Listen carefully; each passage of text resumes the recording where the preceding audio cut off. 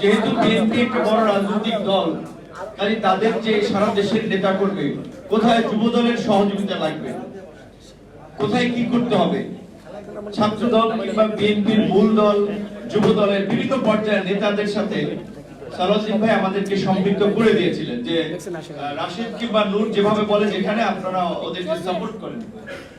এগুলো বলতে গেলে আধা ঘন্টা লাগবে বিস্তারিত কথা বলে। বিশেষ করে একটা খালি ঘটনা একটু শেয়ার করি। ঢাকা বিশ্ববিদ্যালয়ে যেদিন প্রধানমন্ত্রী, সাবেক প্রধানমন্ত্রী যেদিন শিক্ষার্থীদেরকে কমনলি রাজাকার বলে অ্যাড্রেস করেছিল, সেদিন রাতে ঢাকা বিশ্ববিদ্যালয়ের ছাত্ররা যখন স্লোগান দিয়েছিল যে আপনার এক প্রকারের তার এই স্লোগানকে প্রতিরোধ করে তার প্রতিবাদে, সেই দিনে আমরা বুঝতে পেরেছিলাম যে সংগঠিত শক্তি হিসেবে ছাত্র দল এবং শিবিরকে ছাত্রদের পাশে থাকতে হবে। এবং সালাউদ্দিন ভাই সাথে সাথে ছাত্র দলের সভাপতি সেক্রেটারিকে বলেছেন এবং তারাও আমাদের সাথে কথা বলেছে এবং কিভাবে শিক্ষার্থীদের পাশে থাকা যায় এবং শিক্ষার্থীদের যেন আক্রান্ত না হয়, ছাত্র দলের সহযোগিতা কিংবা শিবিরেরও সহযোগিতা আমরা আমাদের পেছন থেকে আমরা করেছিলাম।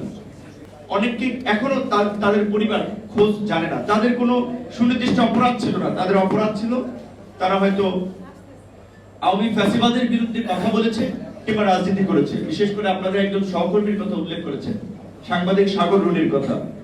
48 ঘন্টার আলটিমেটাম দিয়ে স্বরাষ্ট্রমন্ত্রী, সাবেক স্বরাষ্ট্রমন্ত্রী সারা খাতুন তিনি পৃথিবী থেকে বিদায় নিয়ে গেছেন, কিন্তু এখন পর্যন্ত সাগর রুনির হত্যাকাণ্ডের বিচার হয় নাই।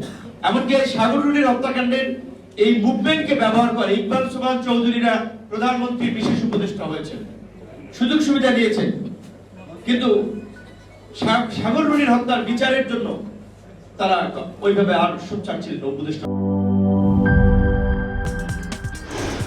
কি boss, vital match, tough opponent, tension? Come on bro, অপোনেন্টকে নিয়ে ভাবার সময় আছে। আসল অলরাউন্ডারের কাজই তো হলো যে কোনো টাফ সিচুয়েশনে টিমকে অলরাউন্ড প্রোটেকশন দেওয়া। জাস্ট লাইক মাই টাইলক্স, যার অ্যান্টিব্যাকটেরিয়াল এজেন্ট টয়লেটের কোনায় কোনায় পৌঁছে 99% জীবাণু ধ্বংস করে, টয়লেটের কঠিন দাগ ও দুর্গন্ধ দূর করে টয়লেটকে রাখে ক্লিন আর সুবাসিত।